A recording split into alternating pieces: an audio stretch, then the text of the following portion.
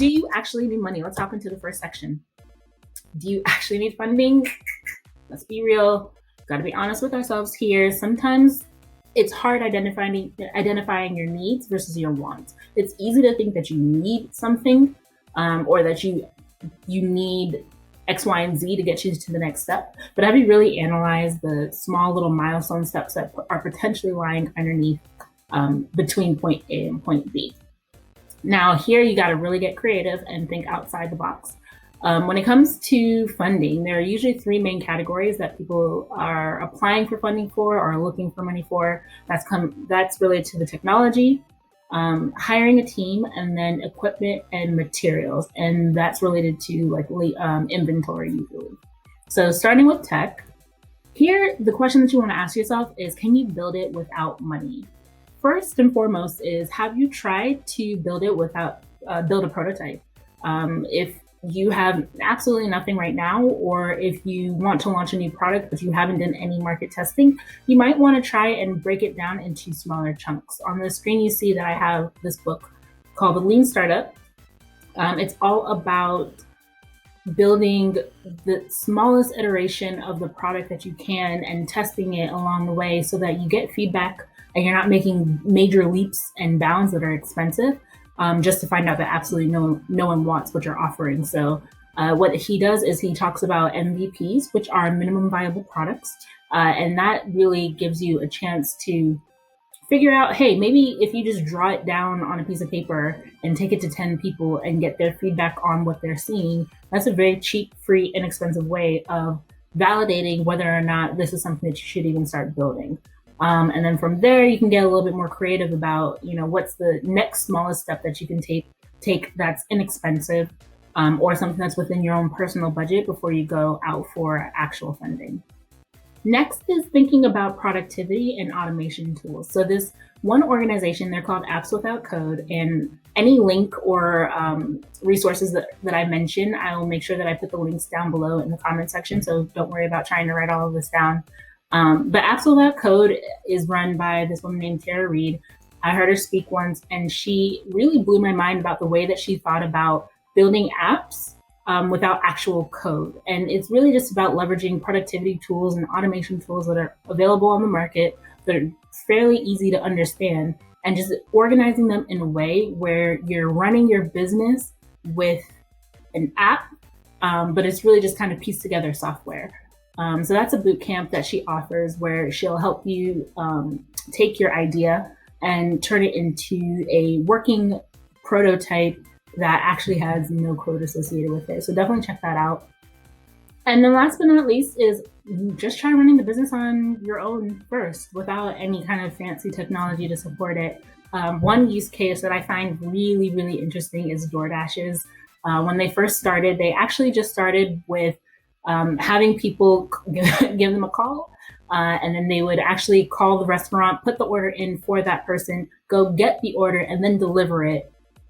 No technology whatsoever. And it wasn't until it got to a certain level of scale, a certain level of, there's like demand here, that they realized that, okay, we should probably build an app or something that can support this so that, we're not having to take down so many calls, or we can, better coordinate drivers and stuff like that. So all of these are options to you. And it's really just about thinking creatively around how can you continue to take steps forward, even if you don't necessarily have funding options available to you at the moment. So that's tech. Next, we're moving into hiring a team.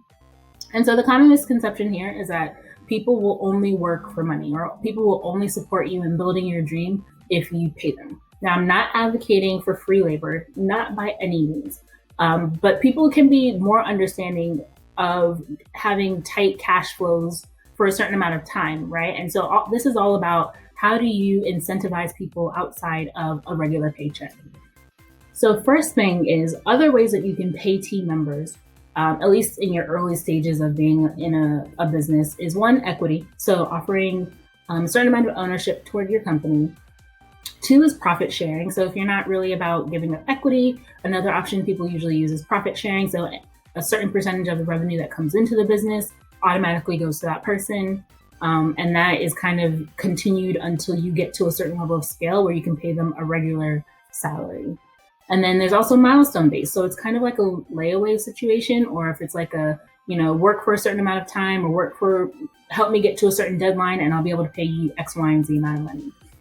This is really helpful for people that actually still have day jobs and are just looking for side income. These are things that actually incentivize people pretty well.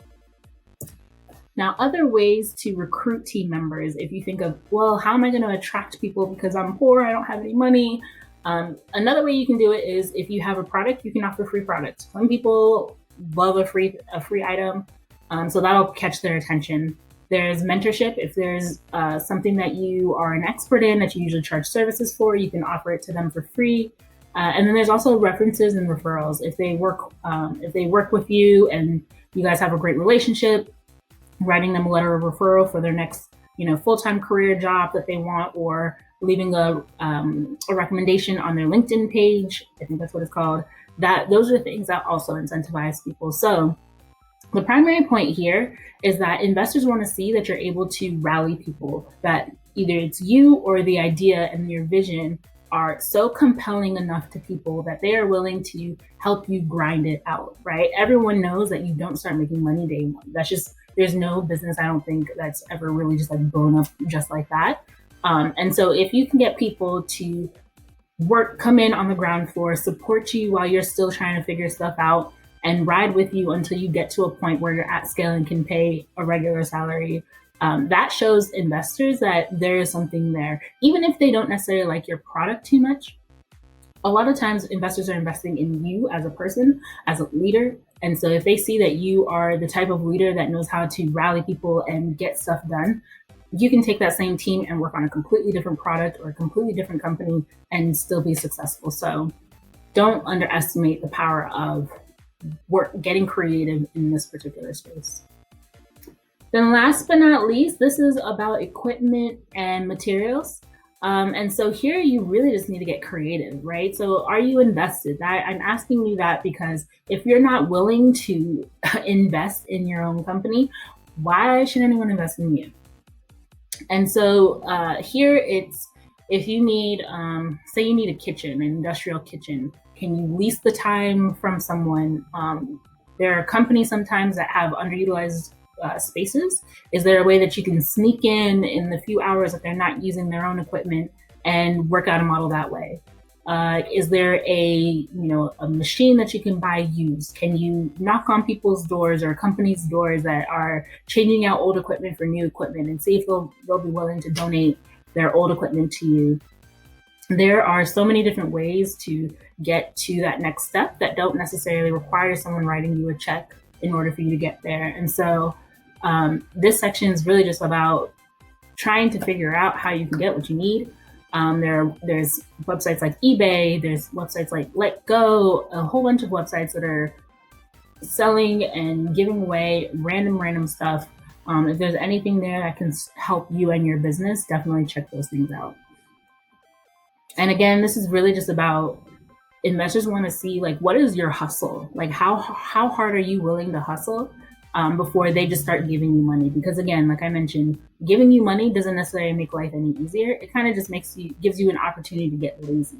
And so here you want to show, like, look, we got this for free. I bought this used. I invested $5,000 of my own dollars to buy this other piece of equipment. I'm all in.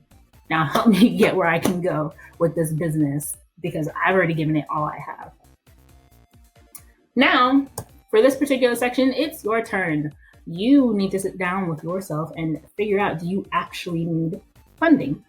So the two things that I recommend you think about is, what areas of your business would money actually support you growing, right? So if you've gone through all of those areas, you've really thought about what are creative ways that you can tackle them, and you still feel like you are at that brick wall, cool.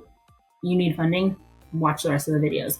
If you don't feel like you've done everything you needed to do, or you don't feel like you've grinded as hard as you could, you might want to take a break, make a plan around how you can attack those in the meantime, and then come back a little bit later and think about funding.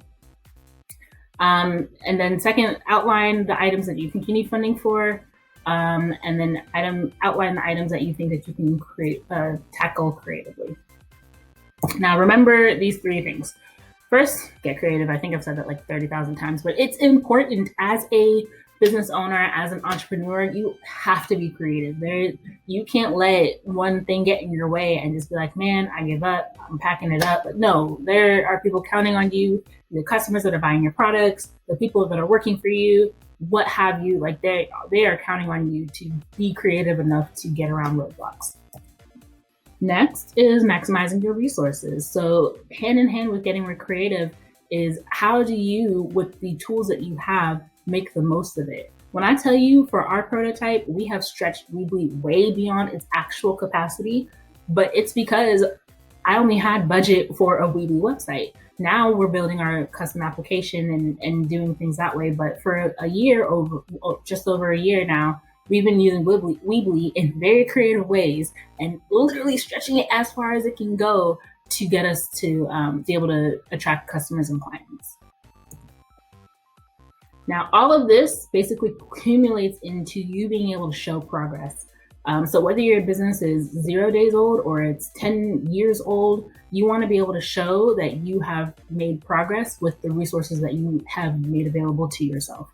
And once you are able to quantify and collect all of the progress that you've made on your own, investors will say, okay, I've been able to see that you have a track record of getting stuff done with minimal resources. Now I feel comfortable giving you this money because you'll be able to take it and make it stretch. That's what's important. Alrighty, well, good luck on that first challenge. I would love to hear from you and what your thoughts are. Are you deciding that you're going to continue and you need funding, or have you decided that there's still some things that you can tweak on your own before you go down that route of funding? Leave the comments below. Feel free to follow us on Instagram at MINWO.co or on Twitter at MINWO_co. We're also on Facebook and Instagram at MINWO LLC. I'd love to hear from you.